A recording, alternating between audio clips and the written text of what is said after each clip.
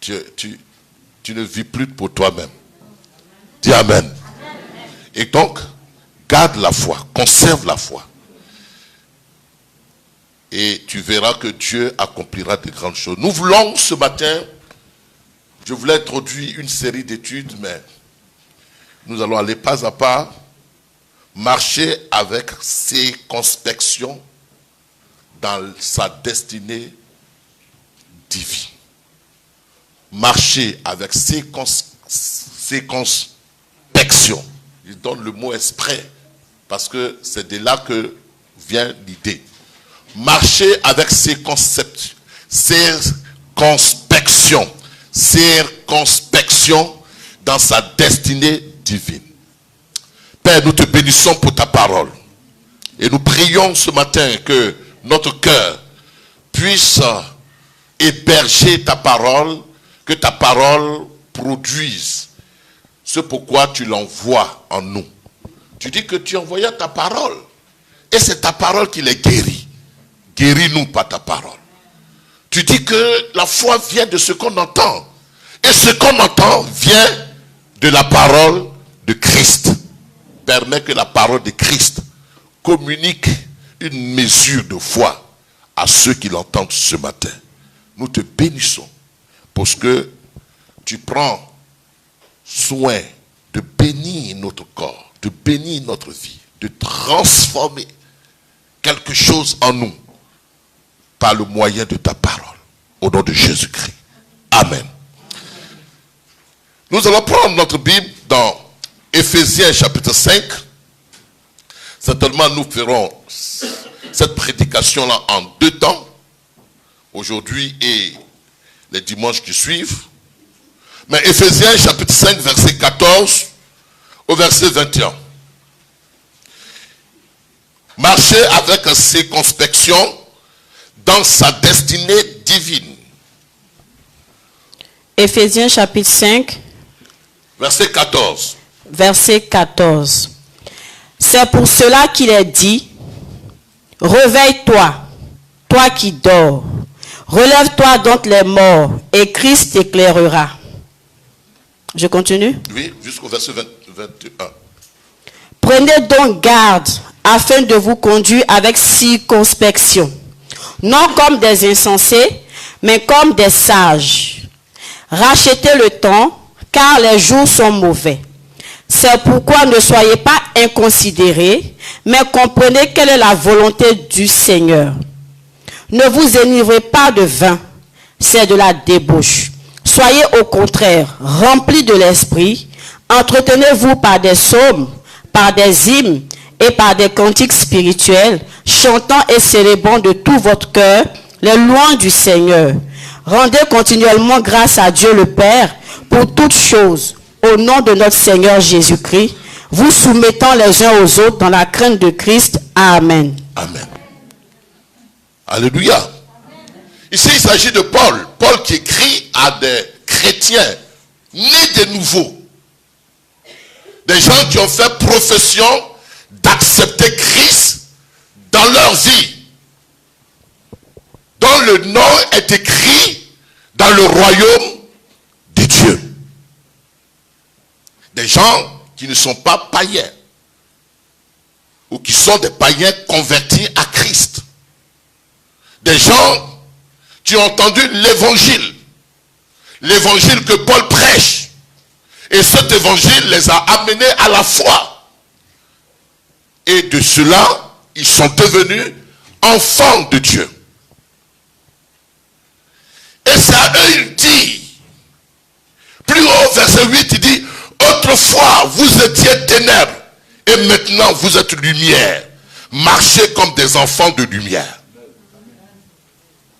Parce qu'il a constaté que, quoi qu'ils soient encore, ils soient nés de nouveau, dans leur façon de se conduire aux yeux des hommes, il y avait une méconduite, il y avait une façon de se conduire qui n'était pas conforme à l'évangile. Donc, il dit, mais tiens, Éphésiens, autrefois, vous étiez ténèbres, vous marchiez dans les ténèbres, vous étiez enfants des ténèbres, vous faisiez les œuvres des ténèbres. Et même il dira qu'il est honteux de dire ce que c'est que les œuvres des ténèbres. Mais je ne veux pas en parler parce que les œuvres des ténèbres dans lesquelles vous étiez autrefois, je crains fort que vous refassiez les mêmes œuvres. Autrefois, vous étiez ténèbres. Marchez désormais comme des enfants de lumière.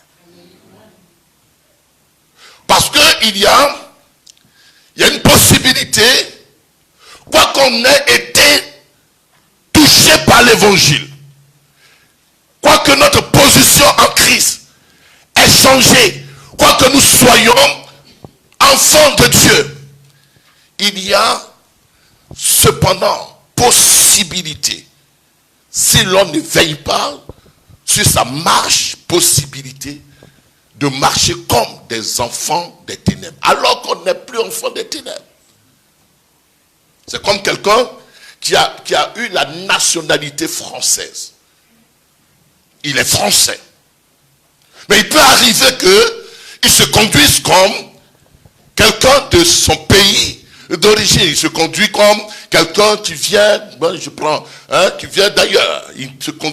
Qui ne se conduisent pas comme un Français. Il dit, maintenant vous êtes devenu Français, vivez Français. Entrez dans la culture française. Soyez intégrés. Ne faites plus comme ce que vous étiez avant. Disons Amen. Autrefois vous étiez ténèbres, maintenant vous n'êtes plus ténèbres pour manifester les œuvres des ténèbres.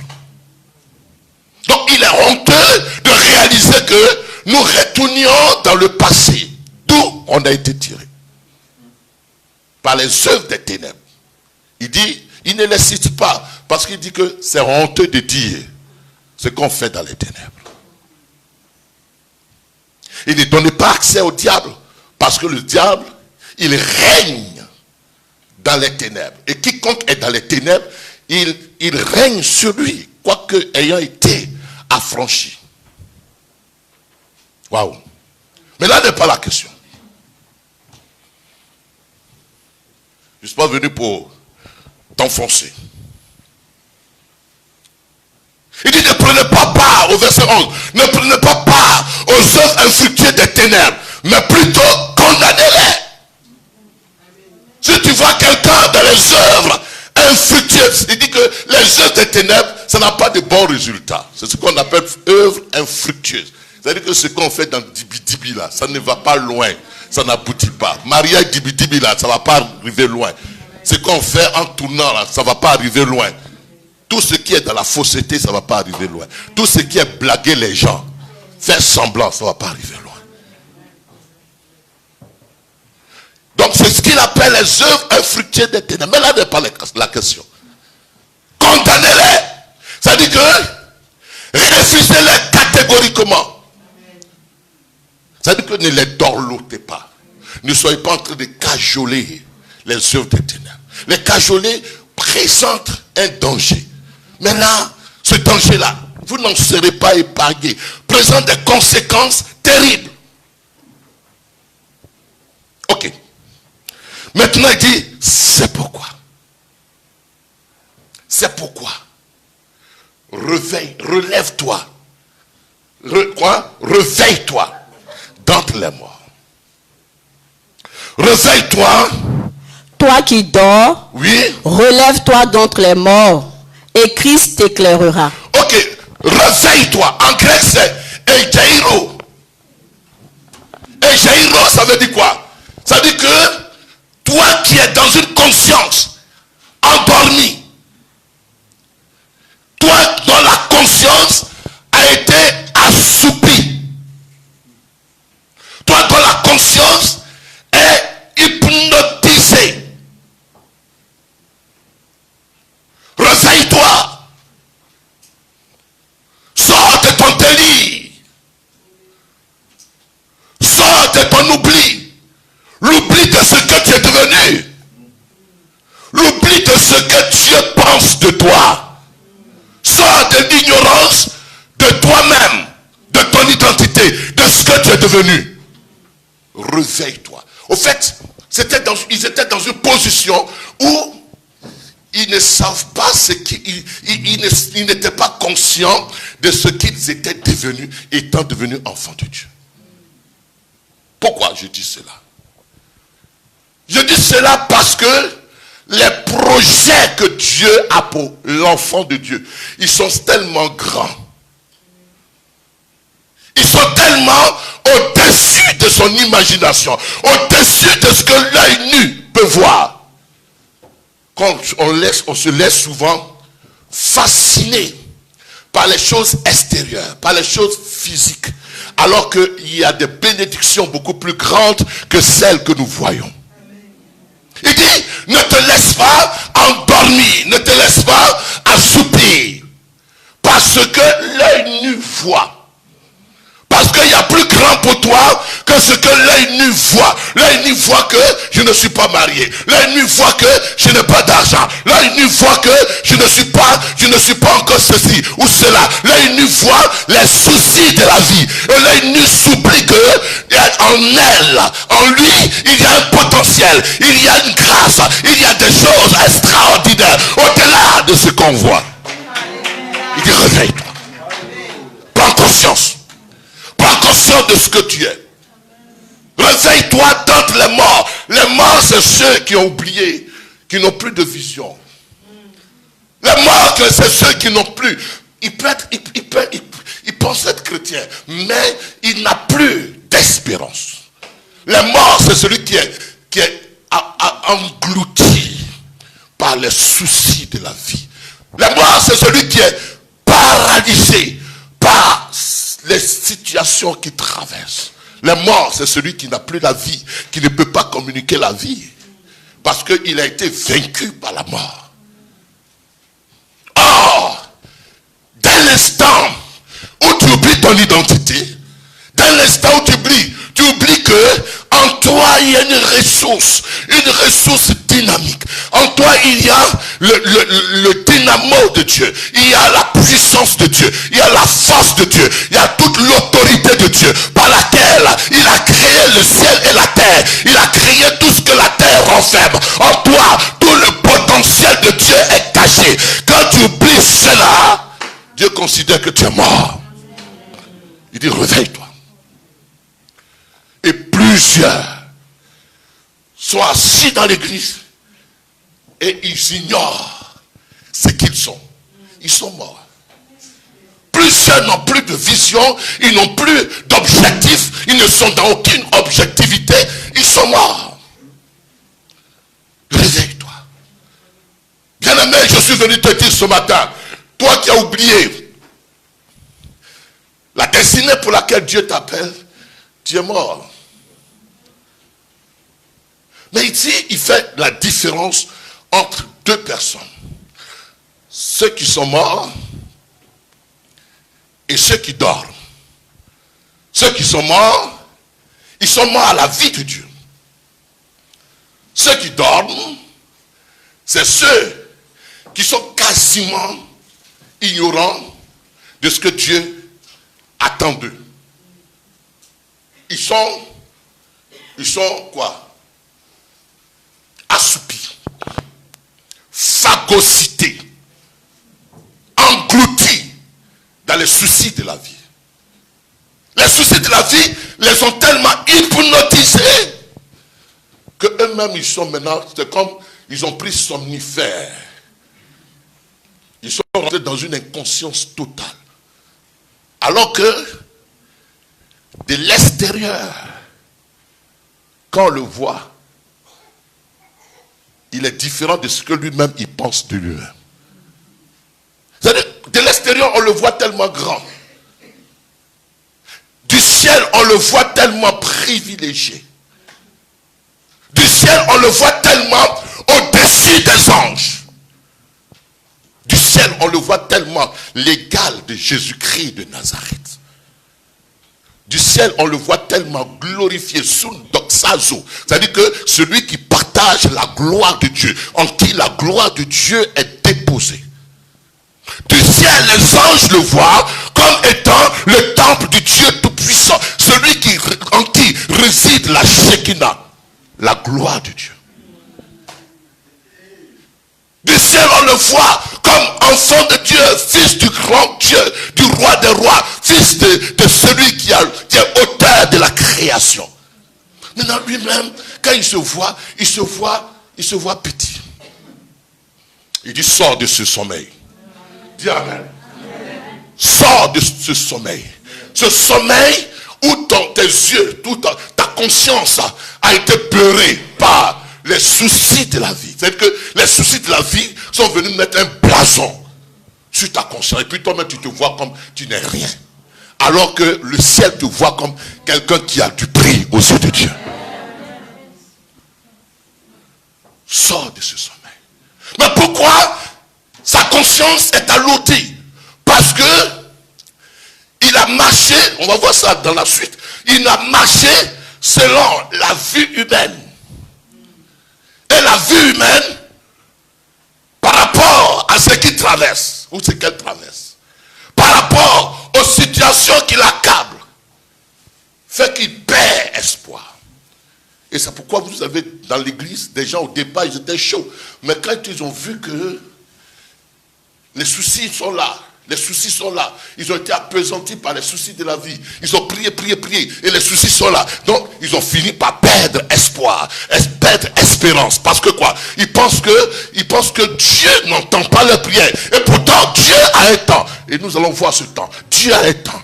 Pourquoi? Mais parce qu'ils se sont situés dans un calendrier de temps qu'on appelle le chronos. Or, Dieu a un temps kairos. Et donc, eux, ils voient le chronos. Et pourtant, Dieu les introduit dans son kairos. Donc, quand ils voient les choses de façon naturelle, ils perdent espoir. Or Dieu dit, allez, sors un peu de ton réveil et de ton sommeil. Sors de ton sommeil, viens un peu dans les choses qui sont des choses surnaturelles. Parce que c'est du surnaturel que le naturel prend naissance. Oh, ils n'ont pas compris. Pourquoi ils sortent? Parce qu'ils poursuivent des desseins, des buts qui sont purement naturels. Pourquoi? Parce qu'ils poursuivent des destinées qui sont naturelles, alors qu'ils sont appelés à une destinée divine, une destinée surnaturelle. Il y a une différence. Les destinées naturelles, c'est ces destinées que nous poursuivons. Quand nous avons été, par exemple, à l'école, ou alors quand nous sommes venus dans ce pays, moi, il faut que j'aie l'argent. Moi, il faut que je me marie. Moi, il faut que j'aie ceci. Il faut que je construise une maison. Donc, il s'épuise. Et l'épuisement fait qu'ils n'atteignent pas ce qu'ils se sont fixés comme objectif humain. Il voit d'autres réussir. Et parfois, quand ils ne savent pas que celui qui a réussi est dans sa destinée divine, alors il se dit, mais attends, il faut que je travaille. Alors que lui, il travaille dans l'intérêt d'une destinée humaine, naturelle, charnelle. Il y a une différence. Or, Dieu nous a créés pour une destinée divine. Pourquoi? Parce qu'il est écrit dans Ephésiens chapitre 2 verset 10. Ephésiens chapitre 2 verset 10.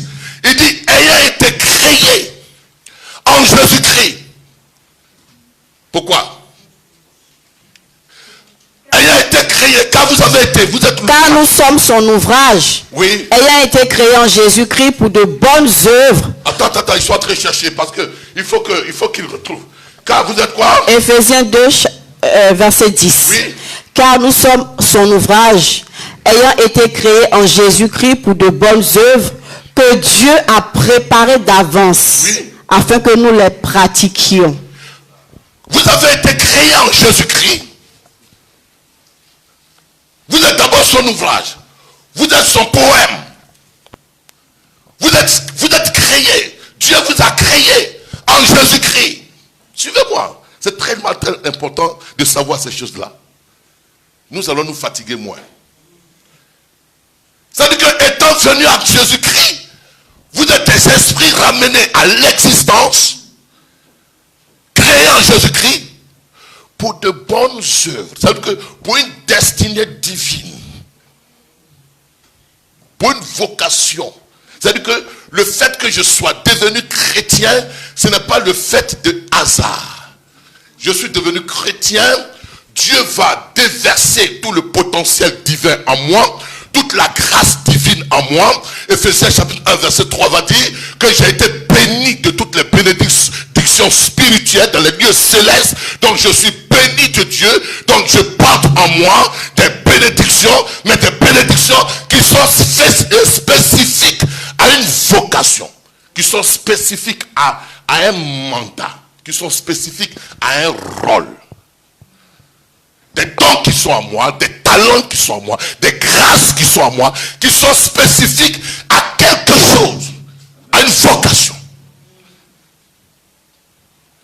C'est vrai, je suis allé à l'école, mais en moi, Dieu m'ayant recréé en Jésus-Christ, il place en moi un dépôt de grâce, un dépôt de faveur. Mais ce dépôt de faveur-là est spécifique à un but.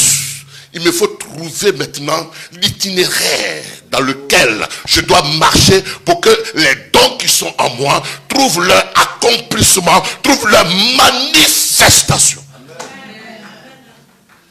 Donc quand je n'ai pas la révélation de ce à quoi je suis appelé, je vais travailler pour une destinée charnelle, une destinée humaine. Je vous donne l'exemple pour parler terre à terre. Je suis professeur. J'ai travaillé par la grâce de Dieu dans l'un des grands établissements en Côte d'Ivoire. Très grand établissement. Donnant même des cours à l'université. Et puis, j'étais content. J'étais content, mais en même temps, je m'épuise. Je m'épuise d'être professeur. Je ne suis pas heureux. Je sens que je gaspille mon énergie. Je sens que je suis professeur, mais le travail là, ça ne va pas avec mon âme. Ça ne va pas avec mon appel. Ça ne va pas avec quelque chose en moi. Je ne me perds pas dans ce travail.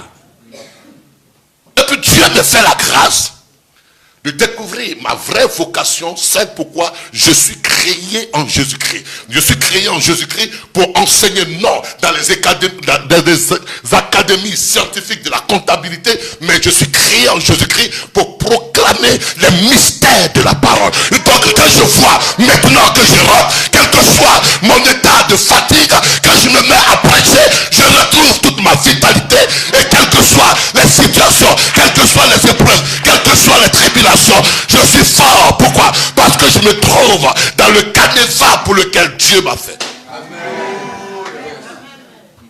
Donc, le problème n'est pas que Dieu ne bénit pas. Dieu bénit. Mais il ne bénit pas des gens qui ne sont pas dans le canevas pour lequel il les a appelés. Vous n'avez pas compris.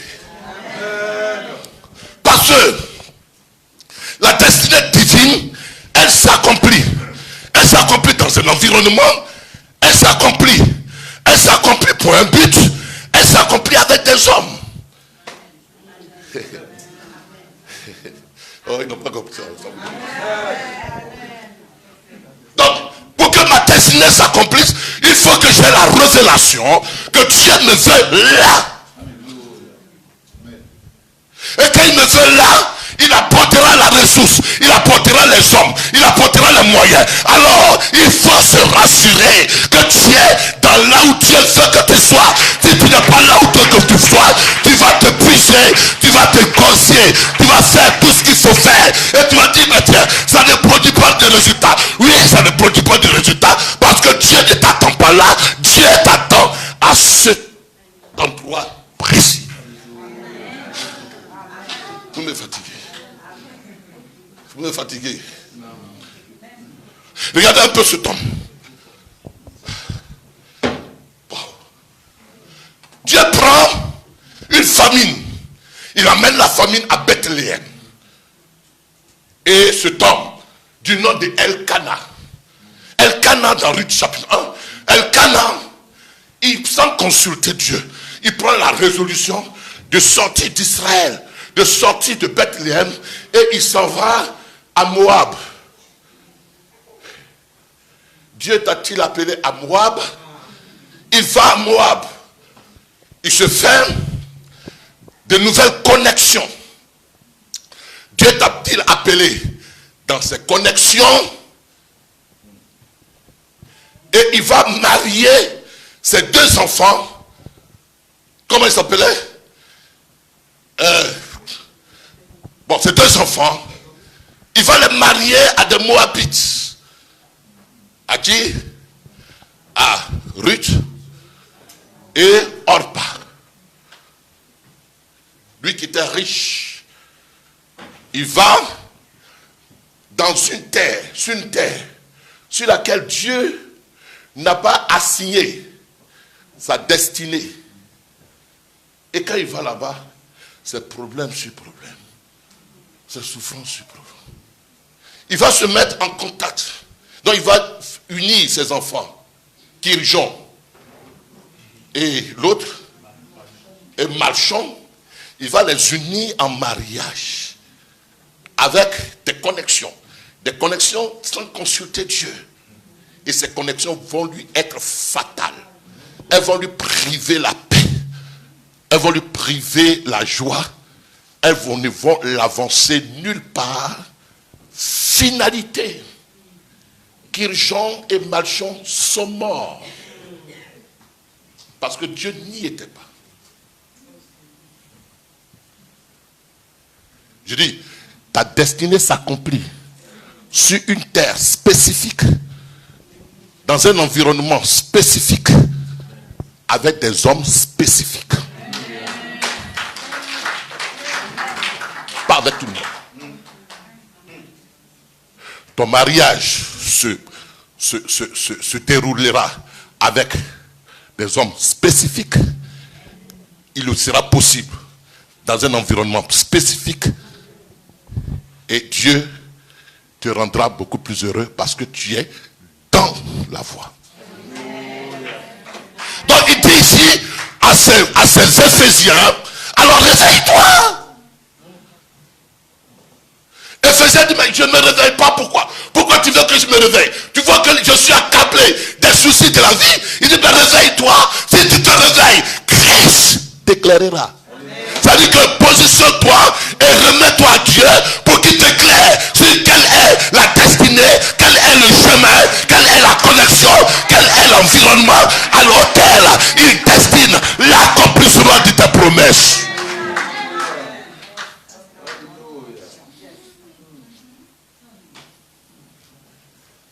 Elkana est mort. Ses enfants sont morts. Sa femme, comment elle s'appelait? Naomi. Elle est dépouillée. Et quand elle retourne, elle dit, ne m'appelez plus Naomi. Appelez-moi Mara. Je suis allé à Moab. La vie m'a dépouillé de toutes les grâces que j'avais. Et je reviens maintenant sur ma terre natale. Ne m'appelez pas Naomi, ça veut dire la belle. Ne m'appelez pas comme ça. Vous voyez que je suis fané, je suis dépouillé, je suis découragé. Pourquoi? Dieu dit voilà. Naomi, maintenant que tu t'es retrouvé là où tu dois être, ceux avec qui tu dois être, je mets sur ton chemin un homme comme Boaz afin que tu sois rétabli. Je dis ce matin à quelqu'un, ton problème n'est pas la main de Dieu qui est incapable d'agir. Ton problème, c'est de discerner quelle est la volonté de Dieu pour ta vie. La volonté de Dieu pour ta vie peut ne pas être ma volonté. Le chemin que tu as tracé pour ta vie peut ne pas être mon chemin. Toi, à toi de discerner ce que Dieu veut, là où Dieu veut que tu sois, les connexions dans lesquelles Dieu veut que tu sois placé. Et quand tu verras que tu es au lieu où Dieu veut que tu sois placé, les choses viendront comme tu déroulais. Peut-être que je me prêche moi-même ce matin. Peut-être que je me prêche. Peut-être que je me prêche. Le potentiel qui est en toi, c'est un potentiel qui convient à un type de personne. Et quand tu n'as pas rencontré ce type de personne, ton travail sera improductif. Comme si Dieu n'était pas avec toi, mais c'est parce que tu n'es pas dans sa volonté. Amen. Waouh. Waouh. Est-ce qu'ils me comprennent? Est-ce qu'ils me comprennent ce matin? Est-ce qu'ils me comprennent ce matin? Pourquoi je dis cela? Parce que, qu'est-ce que Jésus dit? Dans Matthieu, Jésus dit ces choses. Ce que je suis en train de dire, Jésus le dit bien.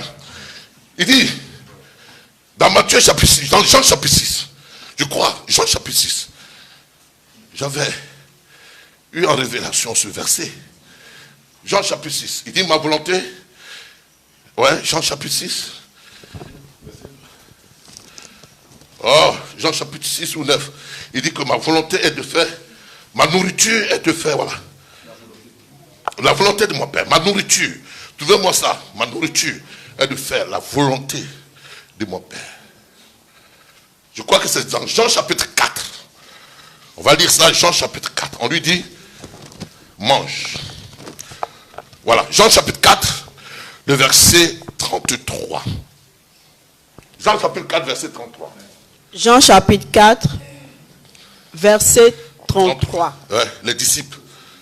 Les disciples se disaient donc les uns aux autres, quelqu'un lui aurait-il apporté à manger? Jésus leur dit, ma nourriture est de faire la volonté de celui qui m'a envoyé et d'accomplir son œuvre. Ne dites-vous pas qu'il y a encore 4 mois jusqu'à la moisson? Voici, je vous le dis, levez les yeux et regardez les champs qui déjà blanchissent pour la moisson. Merci. Ma nourriture. Bon, tu vois, pourquoi ça te fatigue? Parce que c'est en français, ma nourriture. Nourriture. Est-ce qu'on peut faire nourriture, l'œuvre de celui qui nous a envoyé? Ce n'est pas ce que ça veut dire en grec. Ça veut dire que mon essence, mon soutien, ma provision vient dans le fait que je sois en train d'accomplir l'œuvre de celui qui m'a envoyé. On dit mange. Il dit non, moi c'est pas ça. Mais ce qui fait ma ressource, ce qui fait ma provision, ce qui me donne ce qu'il faut pour que j'avance, c'est en faisant l'œuvre de celui qui m'a envoyé.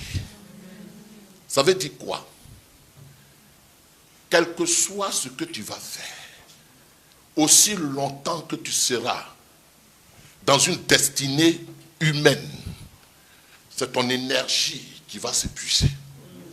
Aussi longtemps que tu seras pas dans le plan exact et parfait de Dieu, tu t'épuiseras et le travail que tu feras sera un travail qui ne va pas porter du fruit.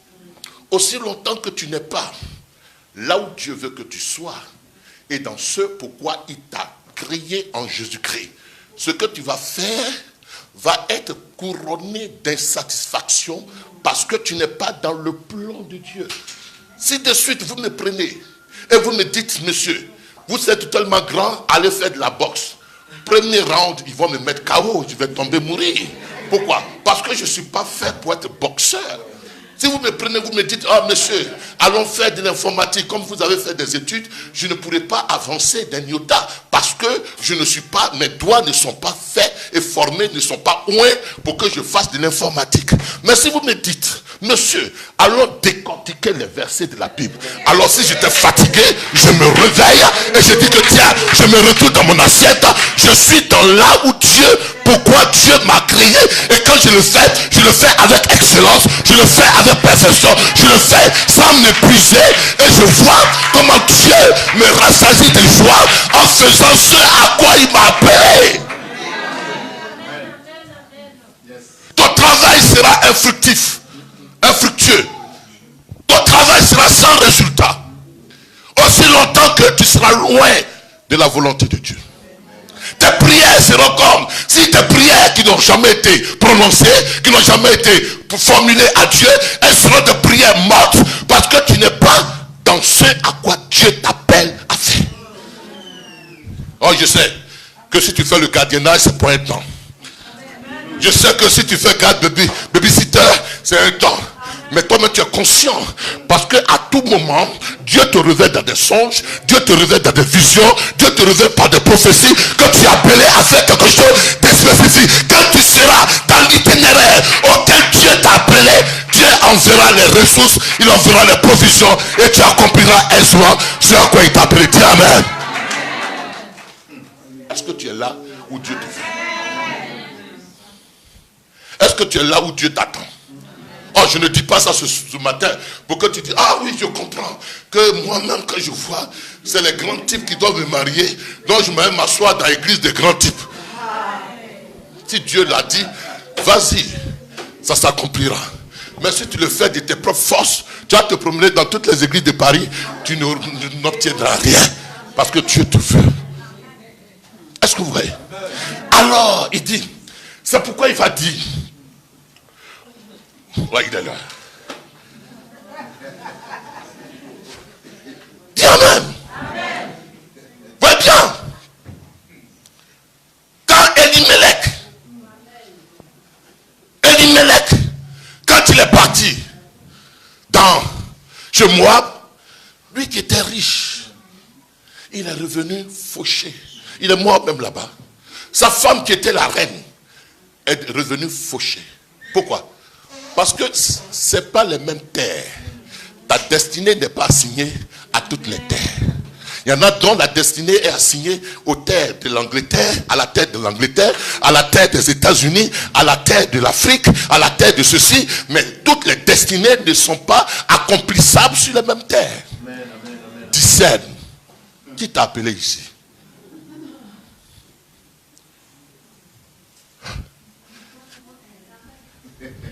Qui t'a appelé ici?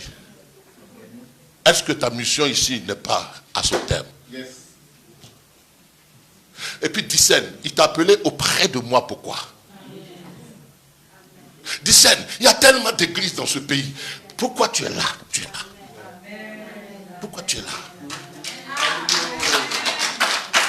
Attends, si tu viens en tant que quelqu'un qui dort, donc il dit que réveille-toi, peut-être que celui qui est là, il est sur ton chemin parce qu'il est un formateur, parce que ce que Dieu te destine, c'est pour faire de grandes choses, et tu ne peux pas le faire tant que tu n'as pas la connaissance. Alors, attache-toi à celui-là. My God. Mais si tu le vois comme ça fait rien, comme ses camarades, comme je suis là de passage, de touriste, tu vas passer 40 ans, tu n'obtiendras rien, tu ne feras rien, et Dieu ne fera rien non plus avec toi. On va s'arrêter. Aujourd'hui, c'est la première partie. C'est la première partie. Demain, dimanche, nous continuerons. Attends, dis-moi, tu es là pourquoi? Tu es là parce que tout le monde vient là. Tu retourneras bredouille. Tu es là par révélation. Alors, l'apôtre Paul dit, si nous avons connu Christ, Jésus, nous ne le connaissons plus selon la chair. C'est ça, non? En 2 Corinthiens chapitre 5, verset 16, 15 à 16. Il dit quoi? Car si nous avons 2 Corinthiens chapitre 5. Car si nous avons connu Christ. Oh. Et si nous avons connu Christ selon la chair, maintenant nous ne le connaissons plus de cette manière. Ah, merci. Amen. Oh. Écoutez, laissez-moi vous dire. L'erreur de beaucoup d'églises, beaucoup de croyants, c'est que quand on dit Jésus là, eux ils voient Jésus, le fils de Galilée, qui était en train de multiplier le pain, ils le voient encore selon la chair. C'est pas ce Jésus que j'adore. Celui que j'adore, c'est ce Jésus que je comprends, que je connais par révélation. Donc quand tu pries Jésus fait, tu es en train de voir quelqu'un avec une barbe, avec un habit, et puis avec des sandalettes. Tu dis Jésus agit. Mais si c'est ce Jésus-là, tu n'auras rien. Faut pas le connaître selon la chair.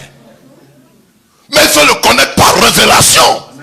Comme étant Dieu, comme étant fils de Dieu, comme étant Dieu glorifié. Alors, à plus forte raison, quand tu marches avec quelqu'un, on n'avait pas encore touché le thème, vous voyez bien, je suis en introduction.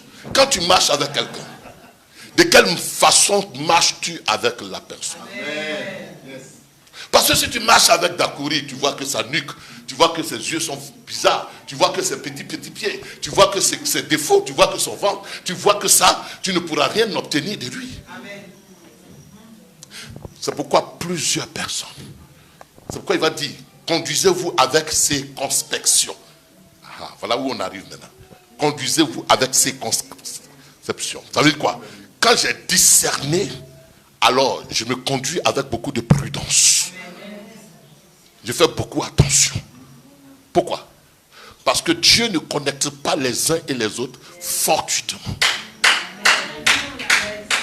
Il y a quelque chose que Dieu veut ajouter à ton existence pour que tu puisses aller de l'avant. Alors Dieu t'amène des hommes, il t'amène des personnes qui tiennent en elles la solution à ce qu'il te faut pour que tu avances.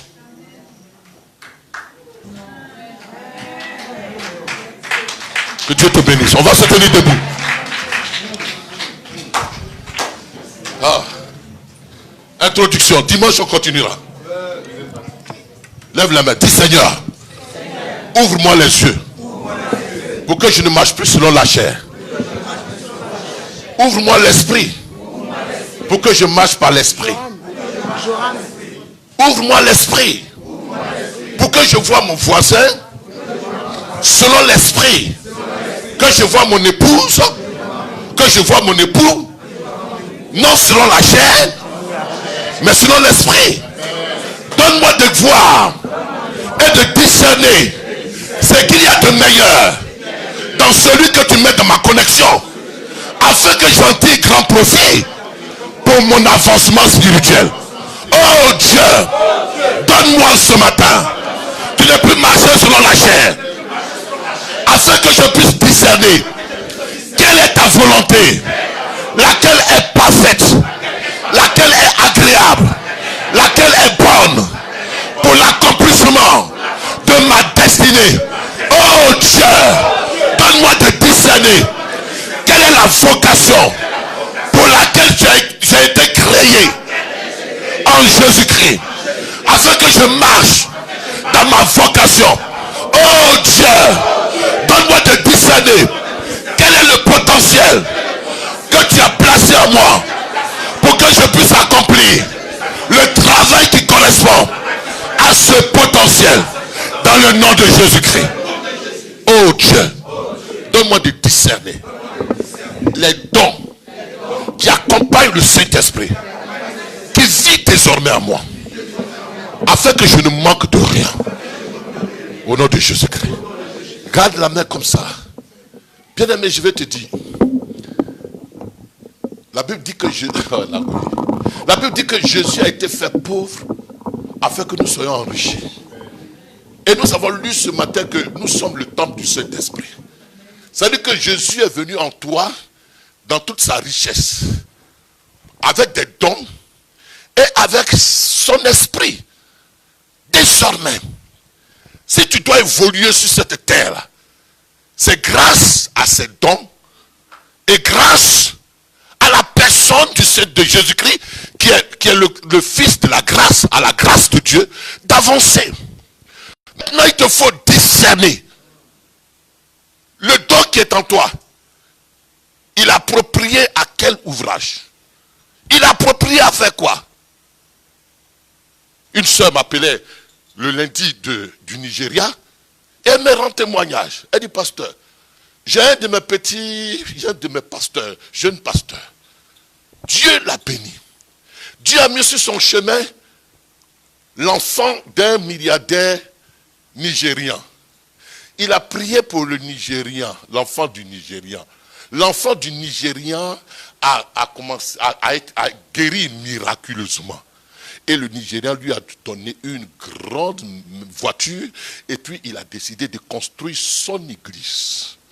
Alors que c'est un enfant qui était en train de crêcher. Vous voyez ce que le don a fait. Le don a fait une connexion avec celui qui correspond aux besoins du don. Et le besoin du don va apporter la ressource à la vie. Or, si cet homme-là, il faisait gardiennage toute sa vie, ou alors il faisait autre travail toute sa vie, il ne pourrait jamais arriver à ces résultats. Le don qui est en toi, il est assez riche, il est assez fort, il est assez puissant, il est assez capable, il est assez suffisant pour que tu puisses atteindre la vocation pour laquelle Dieu t'a suscité pour ton temps. Dieu t'a appelé dans son heure pour son temps. Il y a en toi toute la richesse. Ne promène pas les regards à l'extérieur. Ne dis pas que qui va m'aider. Celui qui va t'aider, il est en toi déjà. Ne dis pas que d'où me viendra le secours. Le secours est déjà en toi. Ne dis pas que je n'ai personne. Mais il y a plus que personne en toi. Dis Seigneur Jésus-Christ, ouvre mes yeux afin que je découvre ce qui est en moi. Et ouvre-moi les yeux afin que je me place dans les chemins que tu as tracés. Afin que je marche dans ces chemins. Et que j'accomplisse ma destinée. Parce que je sais que tu es l'Éternel. Et tu es mon berger. Et si je suis dans ta volonté, je ne manquerai jamais de rien. Et tu pourvoiras à tous mes besoins. Selon ta richesse et gloire en Jésus-Christ.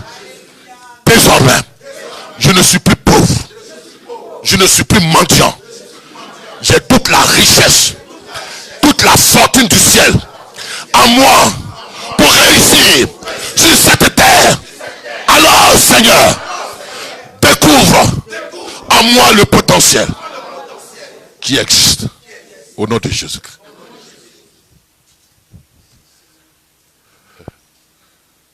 Oh, tu as fait gardiennage, tu as fait ménage, tu as fait enseignement des CP1, CPD, tu as fait ça 20 ans, retraite.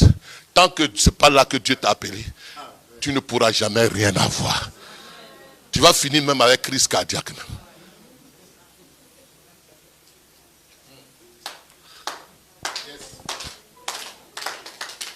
Tu vas être dans l'église, venir t'asseoir à partir, sans rien faire. On va voir ça à la suite. Sans rien faire là. C'est pas d'Akouri tu fais du mal. Parce que moi là, honnêtement, Dieu me bénit. Au-delà même de ce que mon travail physique peut me donner. Pourquoi? Parce que Dieu bénit, il envoie les ressources. Dieu me bénit. Hein? Je ne suis pas pauvre. Hein? Mais mes yeux ne sont pas sur toi. Mes yeux sont sur celui qui m'a appelé. C'est qu'il me demande, sois obéissant à ça. Donc moi je te donne, mais il me donne. Tu ne vois pas comment je suis? Donc si tu es là, tu ne fais rien, tu viens en touriste, tu t'en vas, tu ne veux rien faire, tu te fais du mal, parce que toute la richesse et la gloire est en Dieu et c'est en toi. Que Dieu t'amène à découvrir. Il ne sert à rien que je prie pour toi encore, parce que ton problème c'est ouverture des yeux. Que Dieu t'ouvre les yeux et que tu sois dans le chemin. Au nom de Jésus-Christ, amen et amen.